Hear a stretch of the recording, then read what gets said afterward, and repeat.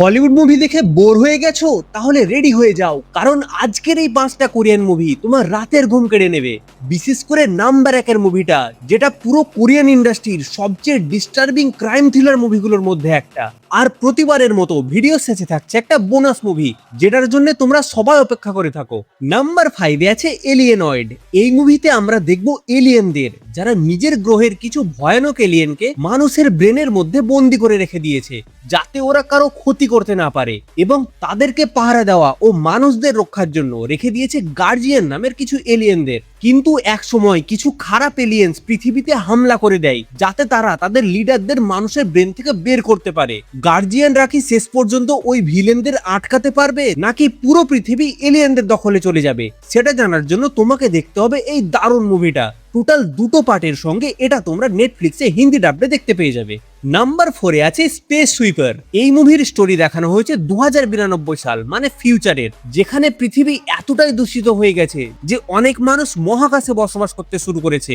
এখানে আমরা দেখব কিছু স্পেস ক্লিনারকে, যারা স্পেসের আবর্জনা কালেক্ট করার কাজ করে। কিন্তু একদিন তারা এমন একটি ছোট্ট মেয়েকে খুঁজে পায়, যাকে কিছু পাওয়ারফুল লোকেরা খুঁজে বেড়াচ্ছে। এরপর তাদের সাধারণ জীবন এক বিশাল রহস্য আর বিপদের মধ্যে জড়িয়ে পড়ে।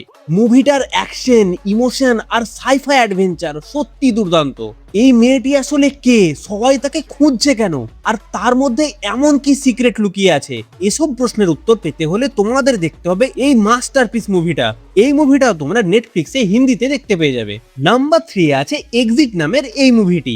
এই মুভিতে আমরা দেখব ইয়ংনাম নামের এক যুবককে, যার জীবন খুব একটা সফল নয়, কিন্তু একদিন পুরো শহরে একটি মিস্টেরিয়াস টক্সিক গ্যাস ছড়িয়ে পড়ে, আর মুহূর্তের মধ্যে শহরটা সার্ভাইভাল জোনে পরিণত হয়ে যায়। এখন সে তার পরিবারকে বাঁচানোর জন্য কিভাবে ছাদ থেকে ছাদ, বিল্ডিং থেকে বিল্ডিং এ পালানোর প্ল্যান বানায়, সেটা জানার জন্য তোমাদের দেখতে হবে এই দারুণ মুভিটা। এটাও তোমরা হিন্দি ডাবডে দেখতে পেয়ে যাবে। নাম্বার 2-এ আছে দি কল। এই মুভিতে আমরা দেখব একটি মেয়েকে, যে একদিন নিজের পুরনো বাড়িতে ফিরে আসে, এবং সেখানে হঠাৎ সে একটি পুরনো ফোনে কল রিসিভ করতে শুরু করে। তারপর সে জানতে পারে তারা এক বাড়িতে থাকলেও ফোনের ওপারে থাকা মেয়েটি আসলে 20 বছর আগে, মানে অতীত থেকে কথা বলছে। এরপর দুজনের মধ্যে বন্ধুত্ব তৈরি হয়, আর তারা একে অপরকে বিভিন্ন ঘটনার ব্যাপারে সাহায্য করতে শুরু করে। কিন্তু প্রেজেন্টে থাকা মেয়েটি যখন জানতে পারে যে অতীতের ওই মেয়েটা আসলে একটা ভয়ঙ্কর সাইকোপ্যাথ সিরিয়াল কিলার, তখন গেমটা পুরো পাল্টে যায়। সে কিভাবে ওই সাইকোপ্যাথ কিলারের থেকে নিজেকে বাঁচাবে, সেটার জবাব পেতে হলে তোমাদের দেখতে হবে এই মাস্টারপিস মুভিটা। আর এটাও নেটফ্লিক্সে হিন্দিতে অ্যাভেলেবেল আছে। আর নাম্বার 1-এ আছে আই স দ্য ডেভিল। এই মুভিতে আমরা দেখব এক সাইকোপ্যাথ সিরিয়াল কিলারকে, যে শহরের একটার পর একটা মেয়েকে নৃশংসভাবে হত্যা করছে, আর তাকে ধরার জন্য একজন সিক্রেট এজেন্টকে অ্যাসাইন করা হয়, যার নিজের ওয়াইফকেও এই সিরিয়াল কিলারটা জঘন্যভাবে খুন করেছিল। এই মুভিতে এমন কিছু সিন দেখানো হয়েছে যে তোমরা বলবে এরকম ভয়ানক সিন একটা মুভিতে কিভাবে দেখাতে পারে। শেষ পর্যন্ত আমাদের হিরো কি ওই সাইকোপ্যাথ কিলারকে ধরতে পারবে, সেটা জানার জন্য তোমাদের দেখতে হবে এই লেজেন্ডারি মুভিটা। আর এটা প্রাইম ভিডিওতে হিন্দি ডাবডে অ্যাভেলেবেল আছে। আমি কথা দিয়েছিলাম ভিডিওর শেষে একটা বোনাস মুভি থাকবে, সেই মাস্টারপিস মুভিটা হলো দি প্যারাসাইট। আমার মনে হয় না এই মুভিটার সম্পর্কে কোনো রকম ইন্ট্রোডাকশন দরকার আছে। এই মুভিটা অস্কার পেয়েছে, তাই তোমরা আন্দাজ করতে পারো যে মুভিটার লেভেল কি হবে। এই মুভিতে আমরা দেখব দুটি সম্পূর্ণ ভিন্ন পরিবারের গল্প।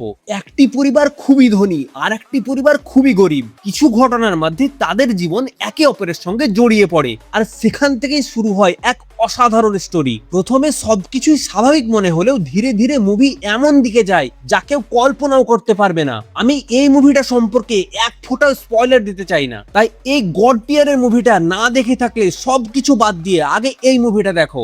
এটাও তোমরা হিন্দিতে দেখতে পেয়ে যাবে। এই লিস্টে আমি ট্রেন টু বুসান আর দি উইচের মতো মাস্টারপিস মুভিগুলোকে রাখিনি, কারণ এই দুটোকে অলরেডি এই ভিডিওগুলোতে কভার করা হয়ে গেছিল। বেস্ট জম্বি সার্ভাইভাল আর বেস্ট ব্রুটাল অ্যাকশন মুভিজ দেখতে চাইলে এই ভিডিওগুলো চেক আউট করো। তো এই ছিল সেরা 5টি কোরিয়ান মাস্টারপিস মুভিজের লিস্ট। তোমার যদি মনে হয় আরো অন্য কোনো মুভি এই লিস্টে থাকা দরকার ছিল, তাহলে সেটা কমেন্টসে অবশ্যই জানাও। যাওয়ার আগে ভিডিওটাতে একটা লাইক করে চ্যানেলটাকে সাবস্ক্রাইব করে দিও, যাতে পার্ট 2টা মিস না হয়ে যায়। দেখা হচ্ছে পরের ভিডিওতে।